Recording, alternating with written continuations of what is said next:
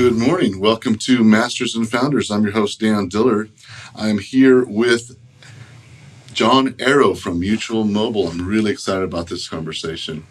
Thanks for being with us. Dan, really happy to join you. Thanks for coming by our office. I love this place. I was just telling you how wonderful and beautiful this is. So those that can't see it, we do have it, the video on Masters and Founders Facebook group, so you can watch this. But we're sitting in front of a beautiful day, right almost close to street parking, so you'll hear a little bit of road noise, but it's beautiful. I am excited about this. We have had a couple of conversations, and I'm really excited about your story and what we can share with the audience about how your path and what you've done. So will you tell the audience, just to start with, a little bit about Mutual Mobile, and then we'll jump into your story. Sounds great. Again, really happy to join. Listen to the other podcasts and happy to be a part of this. So Mutual Mobile is essentially an emerging technologies company that figures out how to help the Fortune 1000 generate either more revenue or save costs. And we focus on really high stakes problems. So we've worked with Google, we've worked with Ford, we've worked with Nike on bringing in technology like mobile, virtual reality, or Internet of Things and doing something amazing with it. We have about 200 people right now, and they're some of the brightest in the industry as it relates to emerging technology. Really cool. How old is Mutual Mobile? We're coming up on our 10-year anniversary soon, so we're 9, but then next April will be 10. Congratulations. Thank you. So let's go back to the beginning. Let's go back to becoming the founder. As you know, Masters and Founders is all about people that have masters. Anyone that's got 10,000 hours in their craft, following their passion. A founder is someone who started a company, and you're one of both. So let's talk about that. Where did it start for you? So it started at the University of Texas, and I got the job the old-fashioned way. I was the only person in the room at the time, and so kind of started the company by myself, and very quickly found some amazing co-founders at the university. We were all involved in aviation, and I got my pilot's license as a freshman at UT. I met my co-founders there, and we kicked it off, and it was something where in the early days of the company, we were splitting our time between classes and building the organization. Wow.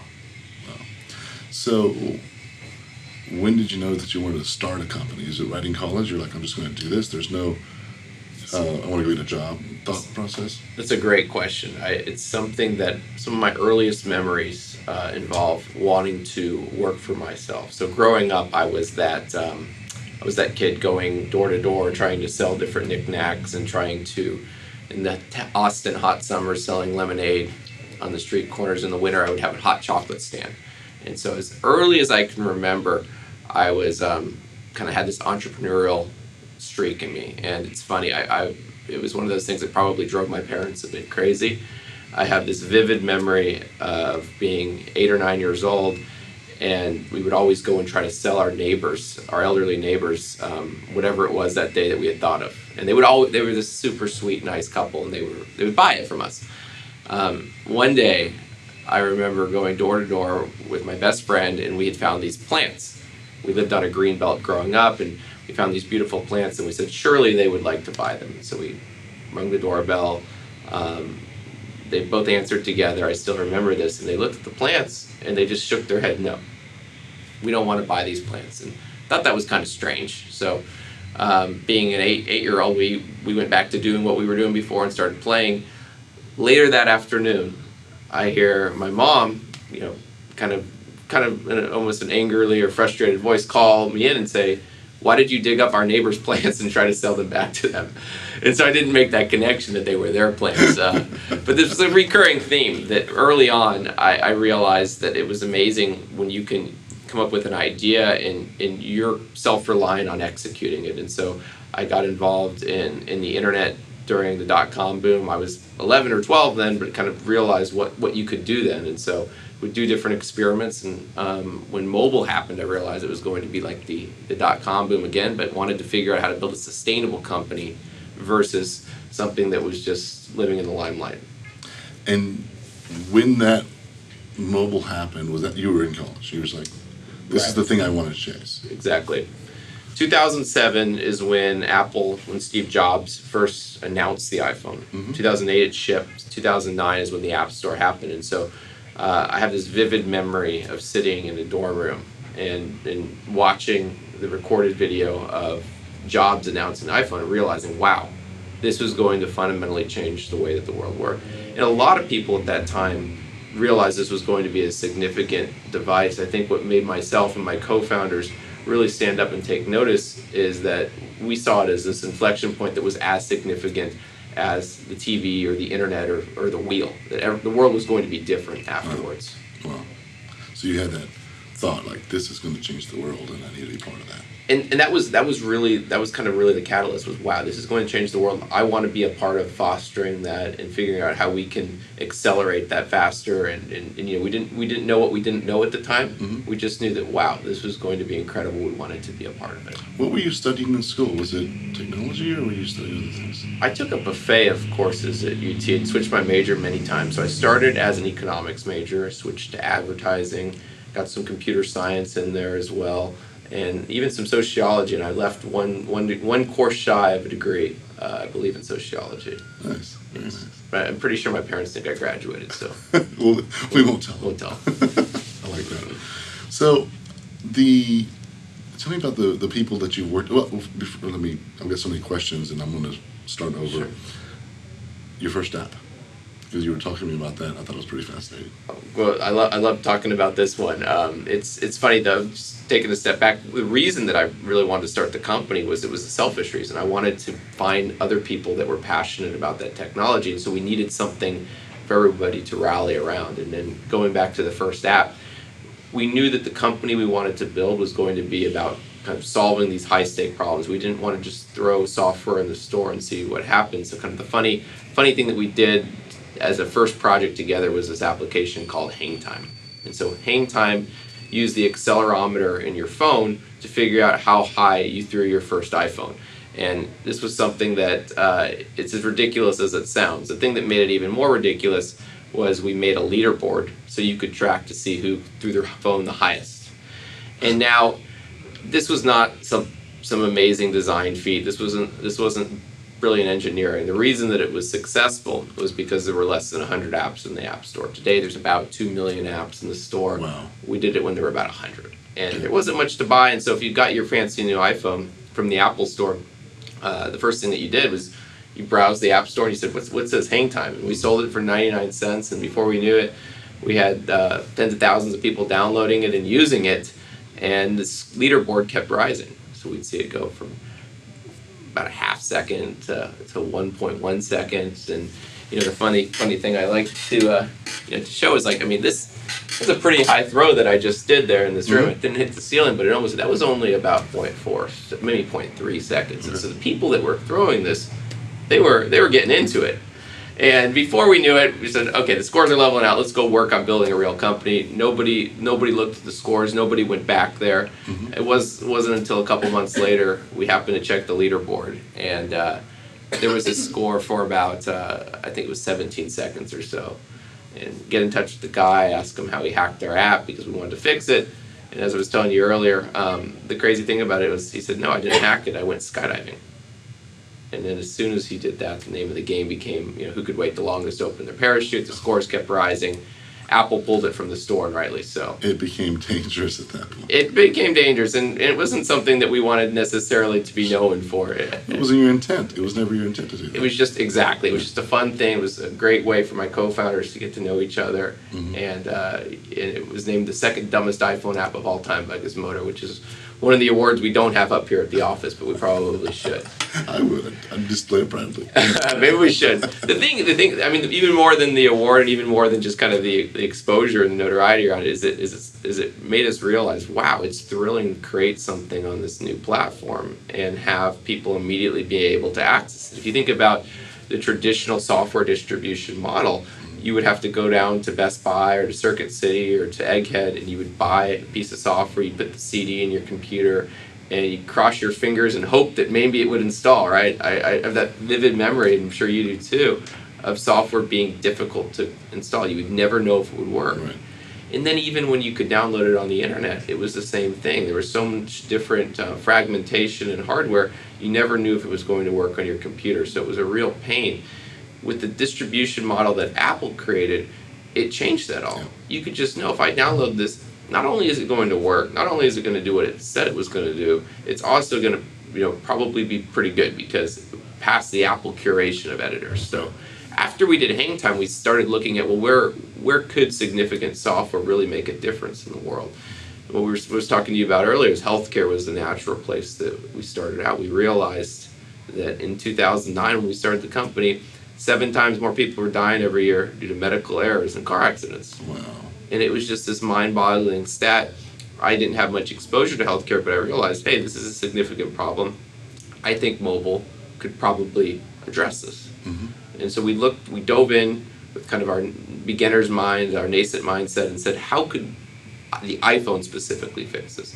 And we realized that the incumbent problem was this paper and pen workflow, where doctors, nurses were writing down information, and there was a lot of places for small details to get messed up.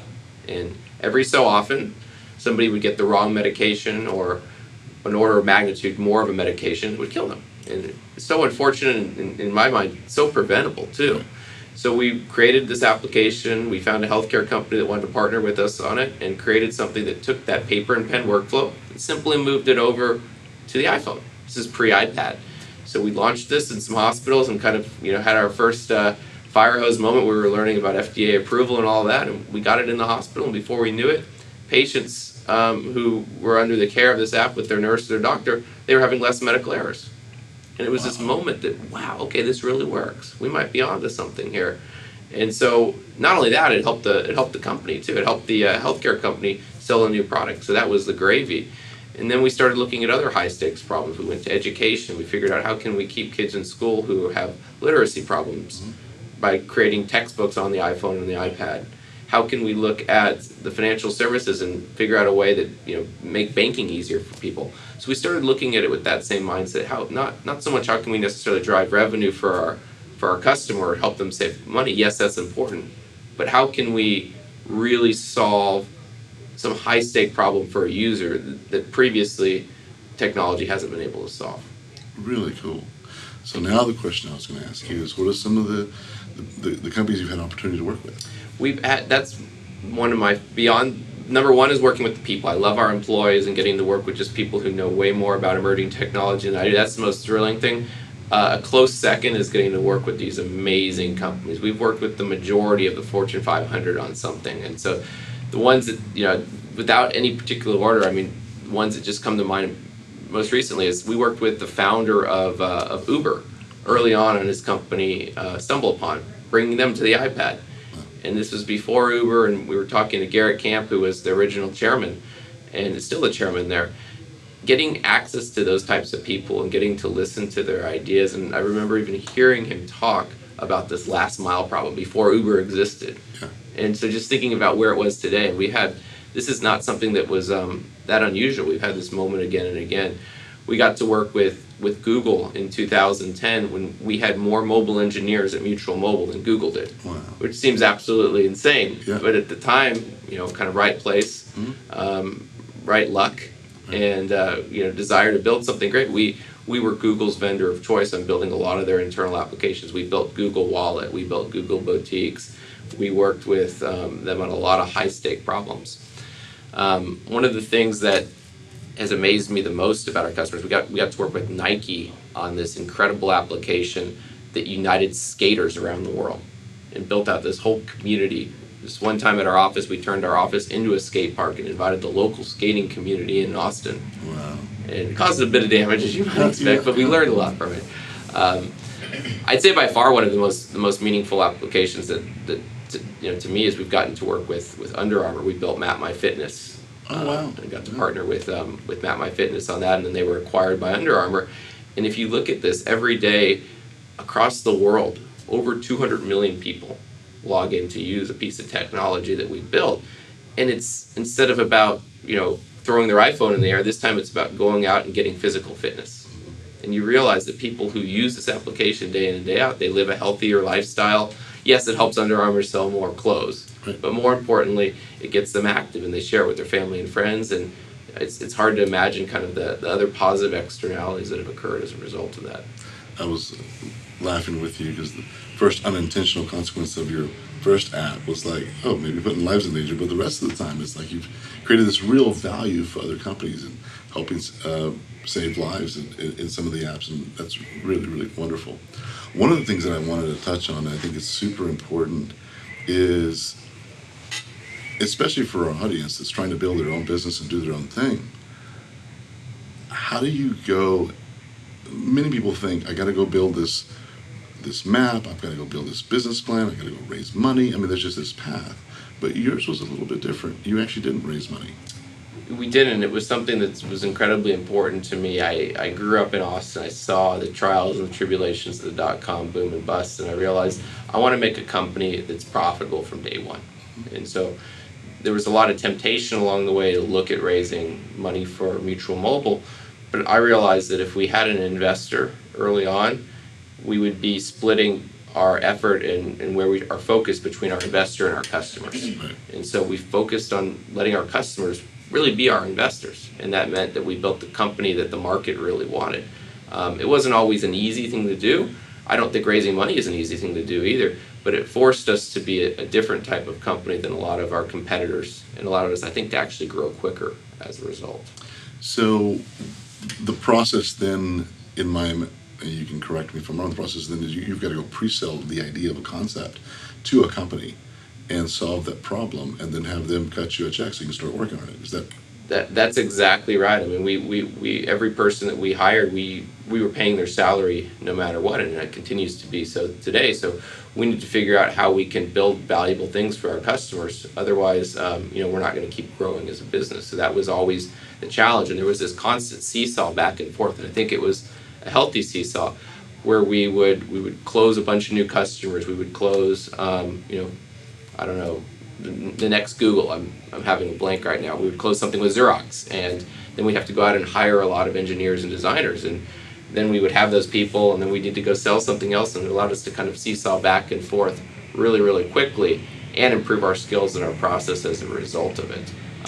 It was tempting early on when we had these unsolicited offers coming in, only 1 or 2 years into the company's existence, saying, "Hey, we don't need to see a deck. We don't need your pitch. We're ready to invest. Here's a term sheet."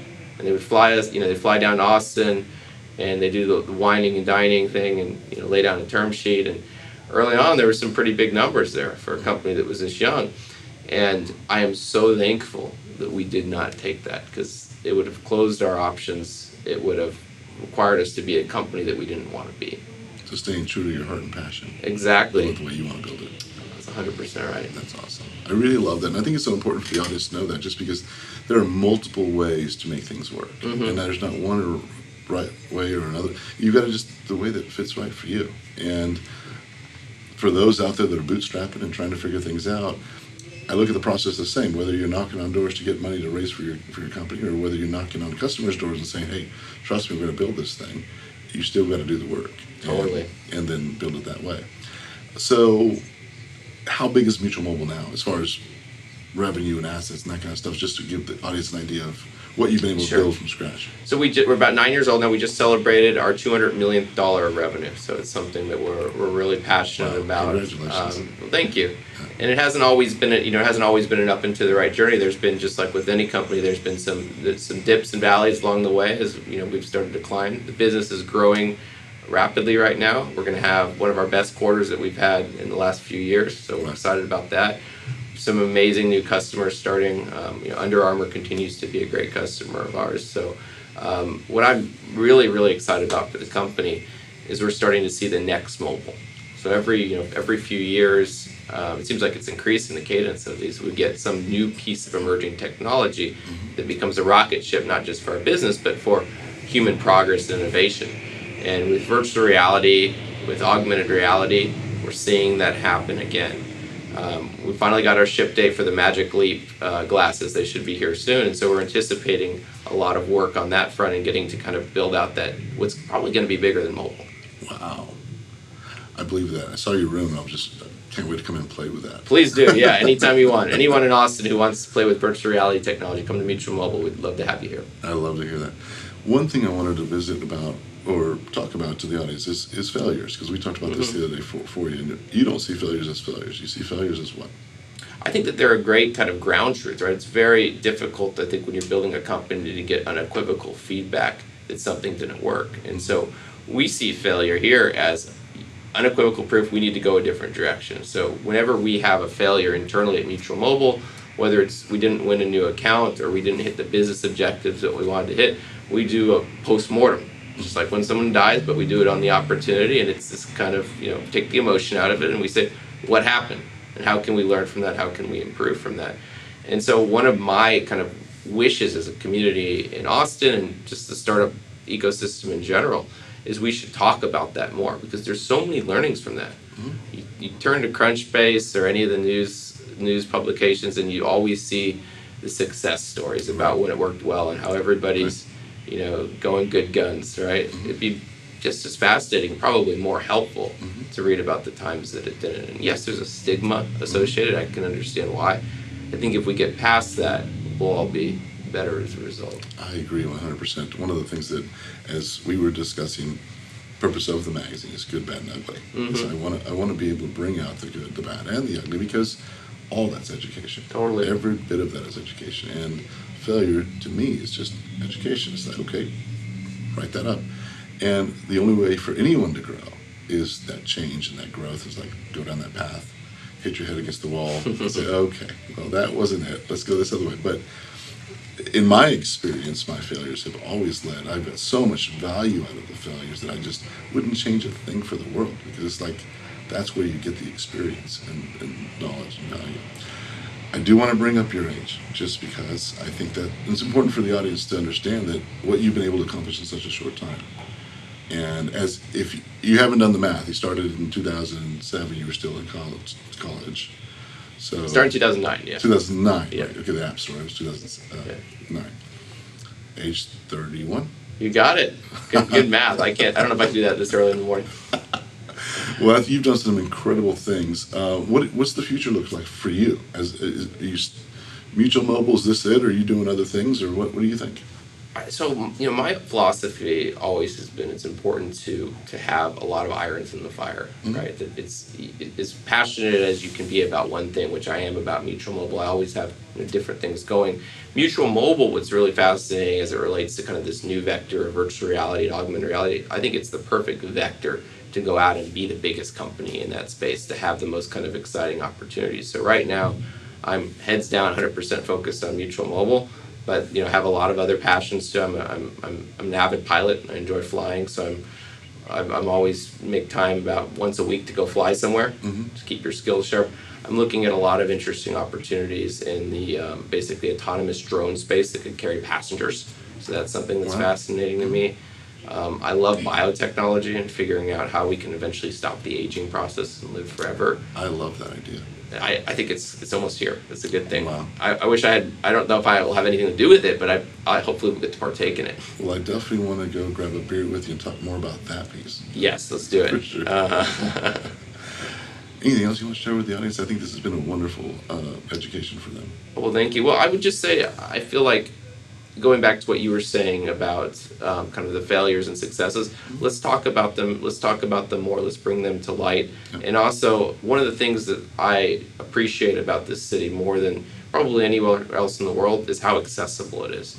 If you go to San Francisco, yes, there's per capita way more startups, way more interest, way more companies in that density space, but they're all pretty siloed. Here in Austin, everyone's accessible. So I would invite anyone who's interested, come to Mutual Mobile, play in our VR lab.